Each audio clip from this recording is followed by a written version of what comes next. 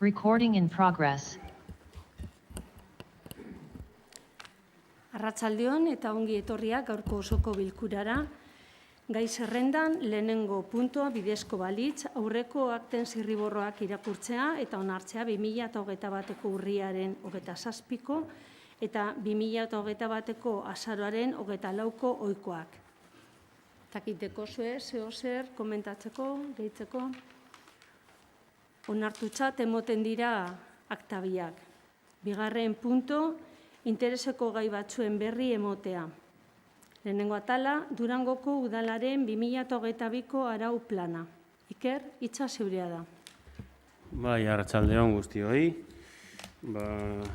Alkateak esan dau bezalaze, kontu hau emango dugu. Durangoko udalaren 2022ko arau plana onartzea erabaki dugu eta arau planen horren barruan araudi berri hauek daude. Udalaren erreglamentu organikoa, eremu publikora erabiltzeko udal ordenantza eta kodigo etikoa eta gobernu honekoa. Hauek hirurok gobernu planean aurreikusita zeuden.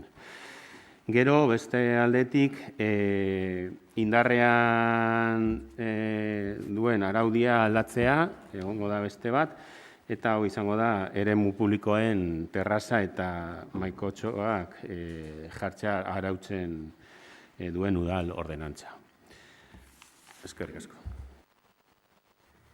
Eskerrik asko. Bigarren atala, beste intereseko gaiak, Neskutz, hitza zeurea da. Bai, arratsaldeon. Os vamos a presentar en el equipo de gobierno lo que ya presentamos la semana pasada en la mesa de memoria histórica, que es con motivo del 85 aniversario, el bombardeo de Durango este año. Desde Turismo vamos a lanzar un proyecto virtual. Ahora mismo está Aztarnak como recorrido presencial y vamos a hacer ese mismo recorrido a Aztarnak, pero de manera virtual. Los objetivos son, por un lado, recordar y seguir trabajando desde este Gobierno que tomamos en 2019 con esa idea de trabajar por la memoria, justicia y reparación, sobre todo un bombardeo que ha sido silenciado porque en la historia siempre ha tenido mucha más notoriedad el de Guernica, pero recordemos que el de Durango fue antes. Otros objetivos es poner en valor el contenido histórico con unas nuevas formas de descubrir el entorno, la historia, un relato que haga hincapié en el lugar, pero también en las personas. Desde Turismo queremos, además, llegar a nuevas audiencias y impactar sobre nuevas audiencias a través de crear narrativas audiovisuales en estos medios digitales en los que te permite interactuar. Y, sobre todo, para la promoción territorial de promover Durango, tanto su historia como su patrimonio. Y el proyecto, como ya avanzamos en la mesa de memoria histórica, que es donde creemos que los expertos que ya han trabajado durante años nos pueden ayudar en crear esas narrativas, tendrá como 3 aspectos fundamentales. Uno, la dimensión global, el contexto, por qué hubo el bombardeo en Durango, una recreación virtual del ataque y, por último, las consecuencias. Esperemos que os guste a toda la ciudadanía, estará puesta en la web para marzo. Eskerrik asko. Eskerrik asko. Juan Antonio, hitza zeurea da. Bai, eskerrik asko. Arratsaldeon, jolas librerako gunea izeneko gune berri bat 0 eta 6 urte bitarteko haurrentzako hasialdirako sortzen dugu. Astelehenetik igandera eta 4:00 zortzietara egongo da zabalik.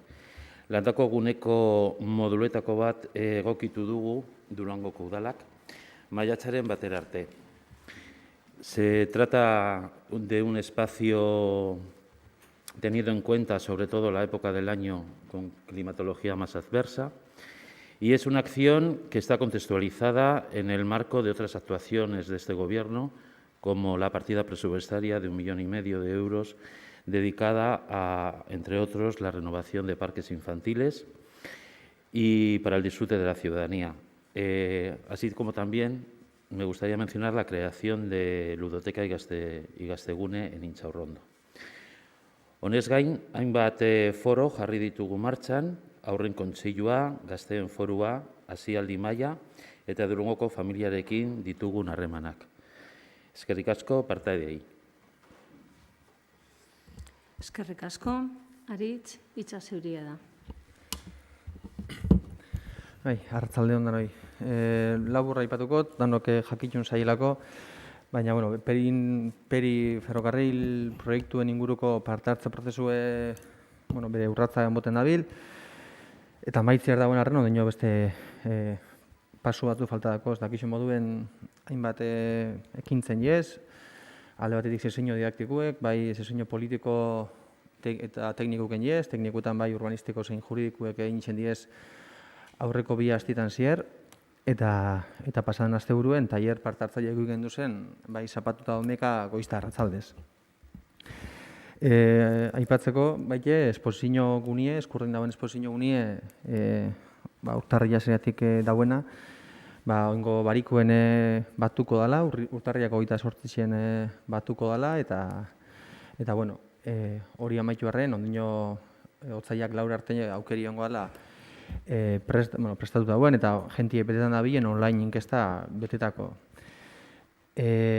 Guzti hau pasaute, gero etorriko da parte hartze prozesoko azken urratza edo izango litzikena, eta hori da, herritarren parte hartze prozesuntik eratorriteko ondaru isuek txertatuko da besan, aurre akordioaren balioskotzeko bosketa izango da, ezta?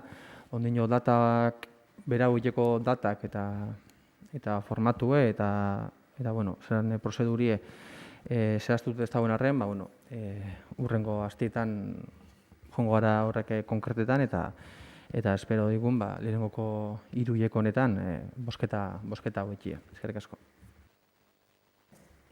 Eskerrik asko, Jorge, hitza zeurie da.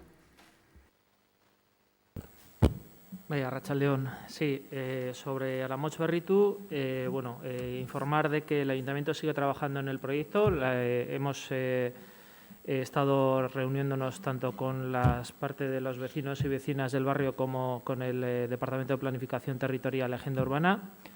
Con vecinos y vecinas, además de la oficina abierta en el barrio para información y trámites, hemos estado constantemente en contacto para ver cuál era la evolución del proyecto y sus preocupaciones. Y en qué punto han estado con el tema que les corresponde, que son las obras sobre los edificios. Como bien saben los y las vecinas, ha habido algunos retrasos debido a la propia licitación que han tenido que hacer sobre las obras de rehabilitación de los edificios y también un pequeño retraso por la búsqueda de financiación que el Departamento dependiente de Gobierno vasco ha tenido que hacer para la financiación de las ayudas. Ambas partes han podido solucionar sus problemas y se sigue adelante con normalidad y con la planificación que se viene teniendo y seguiremos trabajando en este proyecto para que lo antes posible los y las vecinas puedan disfrutar de estas mejoras en el barrio. Mila esker. Eskerrik asko. Hirugarren puntura pasatzen gara, Durangoko azokako saltokien emakida demaniala esleitzeko proposamena. Teresa, hitza zeuria da. Bai, eskerrik asko, arratsaldeon. Udalbatzari honako proposamen hau helarazten zaio aldez aurretik informazio batzordeak diktaminatuta. Lehenengo, bigarren, hirugarren, laugarren, bosgarren, seigarren, bederatzigarren, hamargarren, hamaikagarren, hamabigarren, hamairugarren, hamaseigarren, hamazazpigarren eta hemeretzigarren lanpostuen esleipena bete gabe ustea. Lanpostu horiek Durangoko hornidura merkatuko lanpostuen emakida demanialari dagozkio. Durangoko hornidura merkatuko honako postu hauen emakida demaniala honako lizitatzaile hauei esleitzea. 7. lanpostua pertsona fisiko bati, 8. lanpostua gauza bera pertsona fisiko bati, 14. lanpostua Durangoko azoka aretaiak kooperatiba elkarteari, 15. lanpostua Soloko nekazal elkarteari, eta azkenik, 18. lanpostua pertsona fisiko bati. Emakidaren epea urtebetekoa da, lanpostua martxan jartzen den egunetik kontatzen hasita, kontratua formalizatu ondoren. Emakida urtero luzatu ahal izango da, baina guztizko iraupena, luzapenak barne, ezin izango da 6 urtetik gorakoa izan. Eskerrik asko. Eskerrik asko. Ronda nahi duzue, PSE, PNV. Ez da rondarik, orduan bozkatzera pasatuko gara, 3. puntuaren alde. Hau batez, onartzen da. 2. puntora pasatu baino lehen, beti lez, takit mozioiren bat, aurkeztu nahi duzue, ez badu mozioirik, orduan pasatzen gara 4. puntora, eskaerak eta itaunak. Pasaden osoko bilkuratik, ez daude eskaerak eta itaunarik, orduan gaur ez dakite zer deko zue galdetzeko.